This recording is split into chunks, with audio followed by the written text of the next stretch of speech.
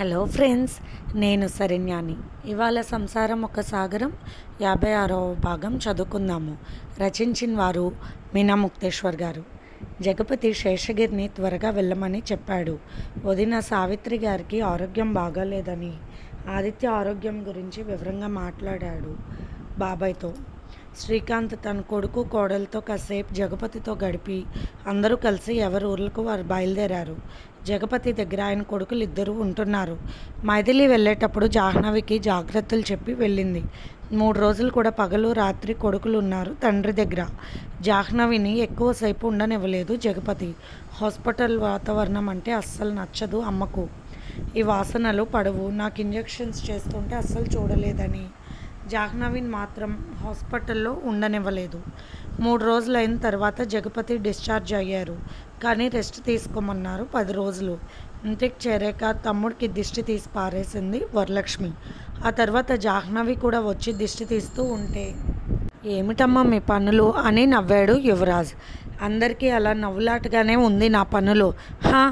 నన్ను చూసుకోమని చెప్పింది మీ అత్తయ్య, అందుకే మా ఆయన పనులు నేనే చూసుకుంటున్నాను అంటున్న జాహ్నవి వైపు చూసి వరలక్ష్మి గారు ఒక పక్కకు తిరిగి ముసిముసిగా నవ్వుకున్నారు. నువ్వు చేసుకోకపోతే నేనెందుకు చేస్తాను? ఏదో చిన్న దిష్టి తీశాను, పెద్ద దిష్టి నువ్వు తీసావు కదా, ఏం చదివావు మంత్రాలు అంటూ జాహ్నవి వైపు చూసి నవ్వారు వరలక్ష్మి గారు. తరుణ్కి, సాన్వికి, యువరాజ్కి నవ్వు వస్తూ ఉంది. జగపతికి కూడా నవ్వు ఆగడం లేదు. కానీ జాహ్నవి ముఖం వైపు చూసి పైకి నవ్వకుండా ఉన్నారు అందరూ. ఏమని తీసావు జాహ్నవి అంటూ నవ్వాడు జగపతి. ఏముంది, ఇరుగు దిష్టి పొరుగు దిష్టి, నా దిష్టి మీ అక్క దిష్టి మీ పిల్లల దిష్టి పోవాలి తూ అన్నాను. ఏ అంటూ కోపంగా అడిగింది కాస్త జాహ్నవి. ఊర్లో వాళ్ళ దిష్టి భూత పిశాచ దిష్టి అని కూడా అంటే పోయేది కదా అంటూ నవ్వారు వరలక్ష్మి గారు. ఈసారి నేర్చుకుంటాను, బాగా దిష్టి తీస్తాను నేను. ఈయన చాలా పొడుగ్గా ఉన్నారు, నాకు అందక కొన్ని మర్చిపోయాను అంటున్న జాహ్నవి వైపు చూసి, అమ్మ అలా ఇబ్బందిగా ఉంది నాకు, లోపల నుండి చిన్న బల్ల తెమ్మంటే ఇచ్చేవాడిని కదూ అంటూ నవ్వాడు తరుణ్. ఏమీ అక్కర్లేదు, ఇప్పుడు బాగోలేదు కదా నాన్నగారికి, అందుకే కిందకు వంగలేదు, తర్వాత ఏ ఇబ్బంది లేదు పర్వాలేదులే అని జగపతికి కాలు కడిగింది జాహ్నవి. హాల్లో జగపతికి పక్క వేసి రెడీగా ఉంచారు పిల్లలు. తండ్రిని జాగ్రత్తగా పడుకోబెట్టారు. జగపతి తన భార్య వైపు చూసుకుంటూ మురిసిపోతున్నారు. ముదురాకు పచ్చ ఆరని పట్టు చీరకు గులాబీ రంగు అంచు చీర కట్టి చాలా ముద్దుగా ఉంది. ఎంత పెద్ద అంచు చీర కట్టినా ఆ పెద్దరికం ఆ ముఖంలో ఉండదు. ఎప్పుడు తనతో పెళ్ళై వచ్చినప్పుడు ఎలా ఉంటుందో అలాగే ఉంటుంది చాలా వరకు ఆ ముఖం. ఎందుకు అలా చూస్తున్నారు అన్నది జాహ్నవి. ఏం లేదు అన్నారు జగపతి. ఎందుకు వెళ్ళిపోయాను నేను అనే కదా మీకు కోపం అన్నది జాహ్నవి. అమ్మా, ఇప్పుడు అవన్నీ ఎందుకు, నాన్నగారు నీరసంగా ఉన్నారు, కాస్త ఇష్టమైనవి వండి పెట్టమన్నారు డాక్టర్ గారు అని చెప్పాడు తరుణ్. మరి ఇంకేమీ ఉన్నారుగా పిల్లలు, వండి పెట్టండి అన్నది చిరుబుర్లాడుతూ జాహ్నవి. యువరాజ్ వంటింట్లోకి వెళ్ళి కాఫీ కలిపి తీసుకొచ్చాడు తండ్రికి. అబ్బో, నీకెలా వచ్చిందిరా కాఫీ కలపడం అంటూ నవ్వింది జాహ్నవి. వరలక్ష్మి ముచ్చటగా చూస్తూ ఉంది. ఆమె కూతురు ఫోన్ చేసి వాళ్ళ మావయ్యకి ఎలా ఉందో అడిగారు ఇద్దరూ కూడా. జగపతితో అందరితో మాట్లాడి ఫోన్ పెట్టేశారు. వాళ్ళు చాలా హ్యాపీగా ఉన్నారు, అదే చాలా అనుకున్నారు అందరూ. నువ్వు కలిపిన కాఫీ నాకు తాగాలని ఉందిరా, నాకు ఇవ్వలేదే అన్నది జాహ్నవి యువరాజ్ వైపు చూస్తూ. తెస్తున్నా మమ్మీ అంటూ లోపలికి వెళ్ళాడు యువరాజ్. సాన్వి మాట్లాడుతూ, వంట చేస్తాను ఆంటీ, చాలా బాగా చేస్తాను నేను అని కూడా చెప్పింది. ఏవేవో ఇంగ్లీష్ పేర్లు చెప్తుంటే అవన్నీ మా మమ్మీ డాడీ తినరులే అని నవ్వాడు తరుణ్.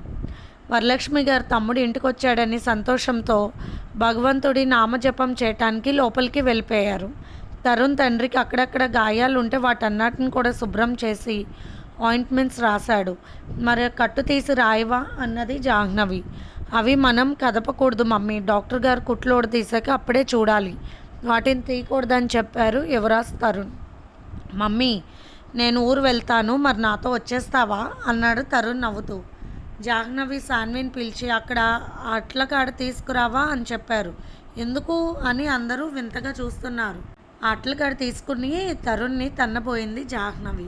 మమ్మీ, ఏంటి ఇలా అయిపోయారు మీరు, ఉన్నట్టుండి సూర్యకాంతంగా మారిపోయారు, ఎప్పుడు ఒక దెబ్బ కూడా వేయలేదు కదా అంటూ నవ్వుతూ ఉన్నాడు తరుణ్.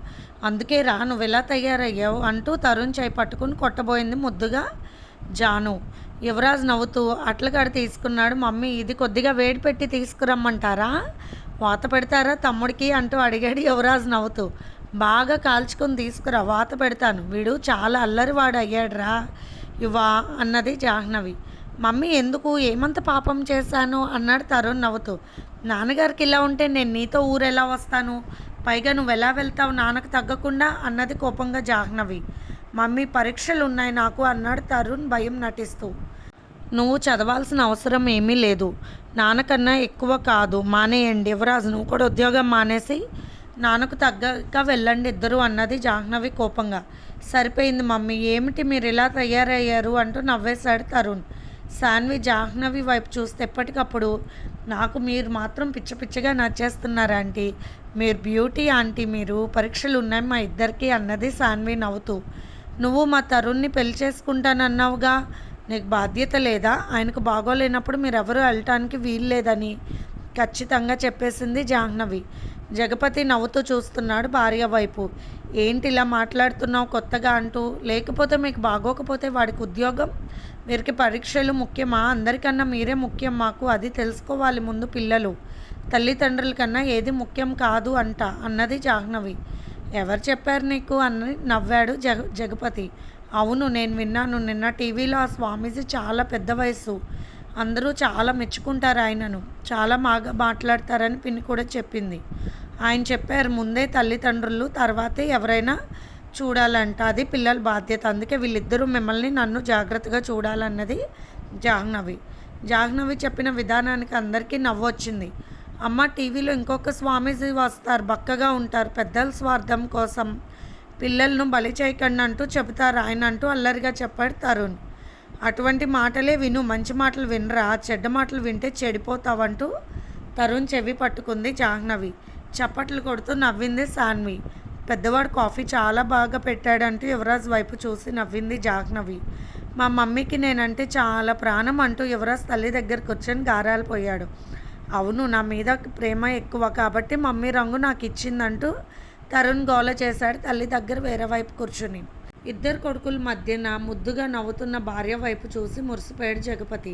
సాన్వి మాట్లాడుతూ మీరెవ్వరు కాదు, నేనంటే ఇష్టమయ్యేలా చేసుకుంటాను, ఎంతైనా నేను తెలివిగలదాన్ని కదా అని అంటూ నవ్వుతూ జాహ్నవికి ముద్దు పెట్టింది సాన్వి.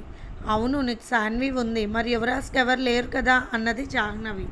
చిన్నవాడు తెలివిగలవాడండి, వాడికన్నా మంచి అమ్మాయిని సెలెక్ట్ చేసుకున్నాడు, కానీ యువరాజ్కి పెద్ద తెలివి లేదు, అదే నాలాగా, అందుకే ఇలా ఉన్నాడు పాపం అంటూ జాలపడింది జాహ్నవి. అబ్బా మీలా ప్రోత్సహించే తల్లిదండ్రులు ఉంటే మాలాంటి పిల్లల ప్రేమలు ఎప్పుడు విజయం సాధిస్తాయని అంటూ, ఏమీ అనుకోకండి అంకుల్, మీ ఆవిడని మళ్ళీ ముద్దు పెట్టుకుంటున్నానంటూ జాహ్నవికి మళ్ళీ ముద్దు పెట్టింది సాన్వి. ఈసారి యువరాజ్, తరుణ్, జాహ్నవి, జగపతి అందరూ నవ్వేశారు. అమ్మ వంట చెయ్యి అన్నాడు తరుణ్. నేను చెయ్యను, మా ఆయన్ని వదిలి ఎక్కడికి వెళ్ళను, ఆఖరికి వంటగదిలో కూడా మీ అత్తని పిలువ చేస్తుంది అన్నది జాహ్నవి బొంగమూతి పెట్టి తిప్పుకుంటూ. ఎంతో బుద్ధిగా ఎప్పుడు నవ్వుతూ ముచ్చటగా పనులన్నీ అందరికీ అనుకూలంగా చేస్తూ ఉండే జాహ్నవి ప్రవర్తన చాలా వింతగా కనిపించింది జగపతికి. అయినా కూడా ముచ్చటగా నవ్వుకుంటూ మురిసిపోతూ చూస్తున్నాడు భార్య వైపు. నాన్న మీరేంటి, మీ ఆవిడకి భయం కూడా చెప్పరా అన్నాడు తరుణ్ మూతి ఒక రకంగా పెట్టుకుని. నా భార్యకి ఎందుకు చెప్పాలరా, నా భార్య బంగారం అన్నాడు జగపతి జాహ్నవి వైపు చూసి మురిసిపోతూ. బాగుంది, ఇప్పుడు వంట ఎవరు చేస్తారు మరి అన్నాడు యువరాజ్ నవ్వుతూ. మీ అత్తమ్మని పిలవండి అన్నది జాహ్నవి. అత్త నువ్వే రావాలి, ఇక్కడ పరిస్థితిని చక్కదిద్దాలంటూ పెద్దగా అరిచాడు తరుణ్. వరలక్ష్మి గారు తన చేతిలోని రుద్రాక్షమాలను కళ్ళకద్దుకొని పక్కన పెట్టి నవ్వుకుంటూ అల్లుడు మాట వింటూ బయటకు వచ్చారు. అమ్మ వంట చేయదంట అత్తమ్మ, మిమ్మల్ని చేయమంటుంది అన్నాడు తరుణ్ కంప్లైంట్ ఇచ్చినట్టుగా ఒక రకంగా నవ్వుతూ. అసలు ఆడబొడుచు అంటే ఎలా ఉండాలి, భయపడుతూ ఉండాలి, మీరు భయపెట్టలేదు అత్తమ్మ, బాగా గారాబం చేశారు మా అమ్మకంటూ నవ్వుతూ ఉన్నాడు తరుణ్. జాహ్నవి తరుణ్ నెత్తి మీద ఒక ముట్టికాయ వేసింది బొంగమూత పెట్టుకుని.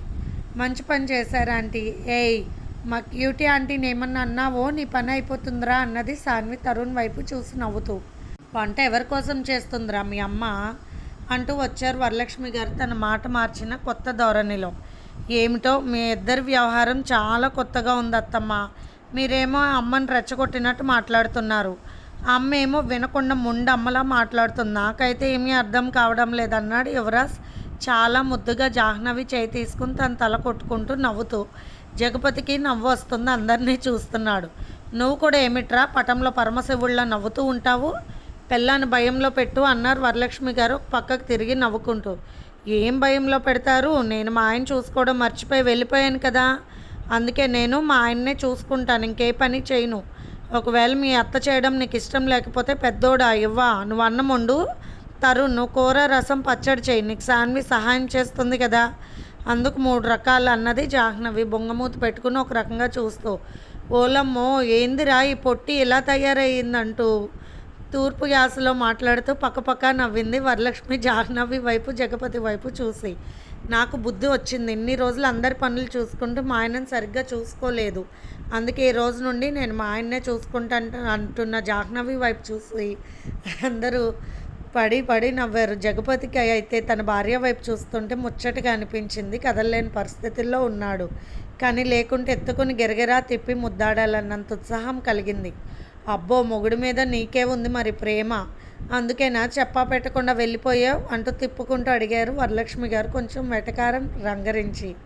మీకేం తెలుసు, అచ్చుగుద్దినట్టు మీ తమ్ముళ్ళకు ఒక అబ్బాయి వచ్చి మీ తమ్ముడి కొడుకంటే నాకు బాధగా ఉండదా, అదే పని మా బాబాయ్ అదే మీ ఆయన చేస్తే ఊరుకుంటారు పిన్ని అన్నది జాహ్నవి గడుసుగా. అదే నాకు కావాల్సింది, నీ మనసులో ఉన్న మాట పూర్తిగా నేను తెలుసుకోవాలి, నీకు సరైన రీతిలో చెప్పాలనుకున్నా, అందుకే ఇలా మాట్లాడుతున్నా అన్నారు వరలక్ష్మి గారు నవ్వుకుంటూ. జాహ్నవి మాటలు విన్నప్పుడు ఈసారి తరుణ్, యువరాజ్, సాన్వి విస్తుపోయి అలాగే చూస్తున్నారు కళ్ళు పెద్దవి చేసుకుని. పెద్దవాళ్ళ వైపు ఏంటి అన్నట్టు విచిత్రంగా. అక్క ఏమిటి మీరు కూడా చిన్నపిల్లలాగా అన్నాడు జగపతి బాధగా. జరగబోయేది అందరికీ తెలియాల్సిన విషయం రా తమ్ముడు, ఇంటి గుట్టు మనం ఇంటి గుమ్మ దాట వెళ్ళిపోయింది తమ్ముడు, అటువంటప్పుడు కుటుంబ సభ్యులు నిన్ను ప్రేమించే విధంగా చేసుకోవాలి నువ్వు, అందుకే ఇంటిని కాపాడే ఒక పెద్దగా నా పని నేను చేస్తున్నాను, నువ్వేమీ మాట్లాడవద్దన్నారు వరలక్ష్మి గారు చాలా అర్థవంతంగా.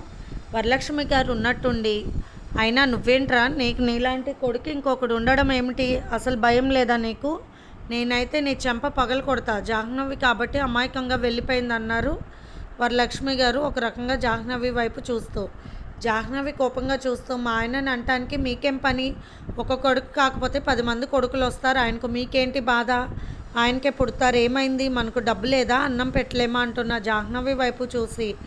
అమ్మ నీ తెలివి ఏం తెలివి గలదానివే అమ్మ, ఇప్పటిదాకా గర్వపడ్డాను తెలివికి, ఇప్పుడే బోర్లో పడ్డాను, అయితే ఒకటి మాత్రం నిజం, ఇంత తెలివి అర్థం చేసుకునే మనసు ప్రతి అమ్మాయికి ఉంటే ఎంత బాగుంటుంది అన్నాడు తరుణ్ సాన్వికి మాత్రమే వినిపించేలా ఒక పక్కకు తిరిగి సాన్వి వైపు చూసి నవ్వుతూ. సాన్వి తరుణ్ వైపు కోపంగా చూసి అటుపక్క రోకెల్ బండ చూపించి, ఇటువంటి పరిస్థితుల్లో నేనైతే నీ బర పగలు కొట్టి చంపేస్తాను సైక్ చేసి చెప్పింది.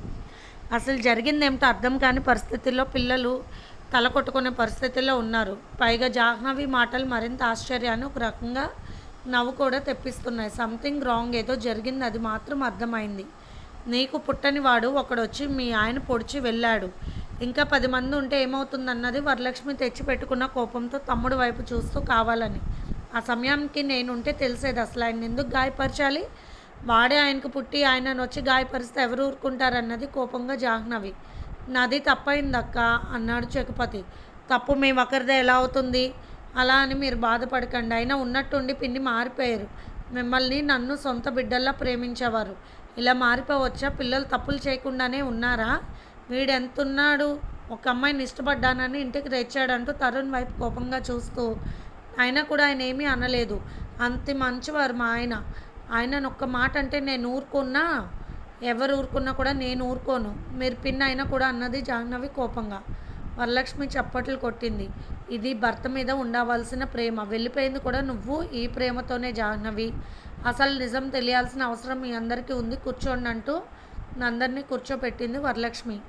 నేను నిజం చెప్పవలసిన పరిస్థితి కలిగినప్పుడు ఆ నిజాన్ని అర్థం చేసుకునే లక్షణం ముఖ్యంగా జాహ్నవిలో ఉందో లేదో నేను గమనించుకోవడానికి మాత్రమే ఇలా మాట్లాడానన్న విషయాన్ని యుక్తి కలిగిన వాళ్ళు గమనిస్తారని నేను అనుకుంటున్నానంటూ పిల్లల వైపు జగపతి వైపు చూసింది వరలక్ష్మి. జాహ్నవి, నాకు పుట్టకపోయినా నా బిడ్డ, నా కన్న బిడ్డ జీవితం బాగుండాలని నేను ఎప్పుడూ కోరుకున్నాను మొదటి నుండి, అందుకే పసిబడ్డ మనస్తత్వం ఉన్న జాహ్నవికి మంచి చెడ్డ చెప్పాను, అప్పటి వరకు ఒక పల్లెటూరి వాతావరణంలో ఏమీ తెలియని మూర్ఖత్వంతో పెరిగాడు నా తమ్ముడు. అవును, జాహ్నవి కన్నా చాలా పెద్దవాడే. వినండి అంటూ పల్లెటూరులో జరిగిన స్టోరీ మొత్తం అంతా కూడా వివరంగా చెప్పారు వరలక్ష్మి గారు. జాహ్నవి ఆశ్చర్యంగా చూస్తూ ఉంది. అలా ఎలా ఇంకొక అమ్మాయితో మీరు ఇష్టంగా ఉంటారు అన్నది కోపంగా. అవును, సహజంగా ఇలాంటి కోపం కూడా రావాలి. ఎందుకంటే నువ్వు నీ భర్తను అమితంగా ప్రేమిస్తున్నావు కాబట్టి నేను అర్థం చేసుకున్నాను జాహ్నవి అన్నది వరలక్ష్మి. జరిగిన కథ వింటూ తమ తల్లి ఎంత అమాయకురాలు, అంత చిన్న బిడ్డగా వచ్చిందా కాపురానికి, పెద్దమ్మ అన్నని బాధలు పెట్టిందా, అయినా కూడా అమ్మ అవన్నీ ఓర్చుకోగలిగిందా అంటూ యువరాజ్ కళ్ళల్లో తరుణ్ కళ్ళల్లో నీళ్ళు తిరిగాయి. సాన్వికి దుఃఖం ఆగక జాహ్నవిని కౌగిలించుకుంది. నన్ను క్షమించండి ఆంటీ, మీలాంటి మంచి మనసున్న దేవతను నేను ఇంతవరకు చూడలేదు. మీరు ఇలాంటి విషయాన్ని కూడా ఇంత గొప్పగా అర్థం చేసుకోగలిగారు. మీ గొప్ప మనసు నాకు అర్థమైంది. భరించలేని విషయాన్ని మీరు ఇంత చక్కగా అర్థం చేసుకున్నారు. మాకన్నా నిజంగా మీరే తెలివిగలవారు అన్నది బాధగా సాన్వి. నువ్వు నాకు మా కుటుంబ సభ్యురాలుగా నచ్చావు. అందుకే మా ఇంటికి కాబోయే కోడలుగా నీకు అసలు విషయం తెలియాల్సిన అవసరం ఉందని చెప్పాను. ఎటువంటి పరిస్థితుల్లో ఎప్పుడూ కూడా ఈ విషయం గురించి తప్పుగా మాట్లాడే ధైర్యం మాత్రం ఎవరూ చేయొద్దు నా తమ్ముణ్ణి. ఆ పరిస్థితుల్లో వివరం తెలియకుండా పెరిగిన వారు అలాగే ఉంటారు. ఇది ఫ్రెండ్స్ ఇవాల్టి ఎపిసోడ్. రేపు ఇంకొక ఎపిసోడ్తో వస్తాను. అలాగే మన ఛానల్లో ప్రసారం అవుతున్న positive thoughts written by Shri Komanapalli Ganapathi Rao గారివి కూడా చదివి మీ అమూల్యమైన సమీక్షలు తెలియచేయండి. అలాగే మీకు స్టోరీస్ నచ్చినట్లయితే లైక్ చేసి షేర్ చేసుకుని సబ్స్క్రైబ్ చేసుకోండి ఫ్రెండ్స్. అలాగే ఇవాళ మన ఛానల్లో ఒక చిన్న సస్పెన్స్ థ్రిల్లర్ స్టార్ట్ చేస్తున్నాను. అది కూడా విని మీకు నచ్చితే కనుక ఆదరించండి. ఉంటాను.